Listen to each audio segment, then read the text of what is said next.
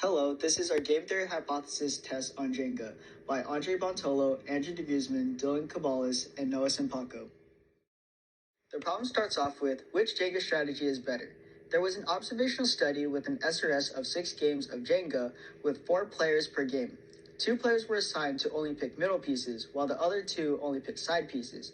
Between each game, strategy and order were randomly assigned.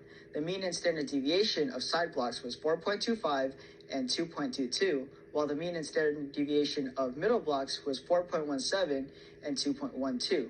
The observational study was conducted to see if only selecting side blocks gives the players an advantage over only selecting middle blocks due to having more options to choose from.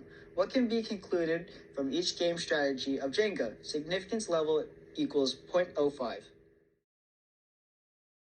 In order to randomize assignment in order, rock, paper, scissors is played to determine which team plays which strategy and the order each player goes. For this hypothesis test, our parameters of interest are as follows. Mu1 is the mean number of side strategy blocks pulled, while mu2 is the mean number of middle strategy blocks pulled.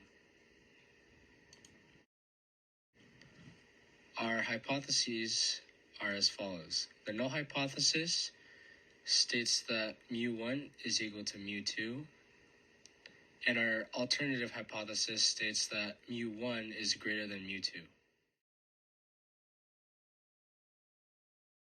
For the assumptions and conditions of Group 1, independence works because the side strategy and order are randomly assigned, and because n1 times 10 is less than all Jenga games. And for testing approximately normal, n1 is less than 30, so we must proceed with caution. And for testing assumptions and conditions of Group 2, independence works because the middle strategy and order are randomly assigned, and n2 times 10 is less than all Jenga games.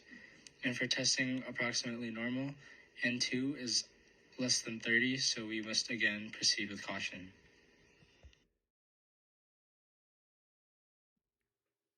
The name of our test is a 2-sample t-test.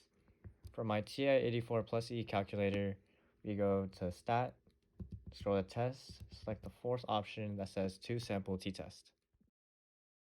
From 2-sample t-test, we then select Stats, and our x bar 1 is also our sample mean, which is equal to 4.25. Our xx1, which is also our first standard deviation, is 2.22, and our n1, which is our first population, is equal to 12. Then we do our x bar 2, which is our second sample mean, which is equal to 4.17. Then our second standard deviation is 2.12, and then our second population is equal to 12. Then we would click mu1 would be greater than mu2 and no pooled.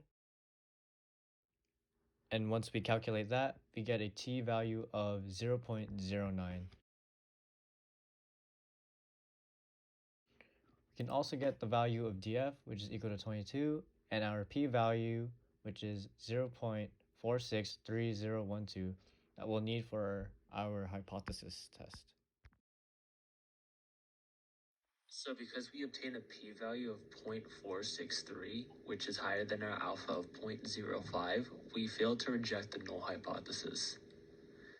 This means that we did not find significant evidence to prove that the mean number of side strategy blocks pulled is greater than the mean number of middle strategy blocks pulled. So we can conclude that the choosing either strategy will not put you at a greater advantage. I would just go for the 10 bucks.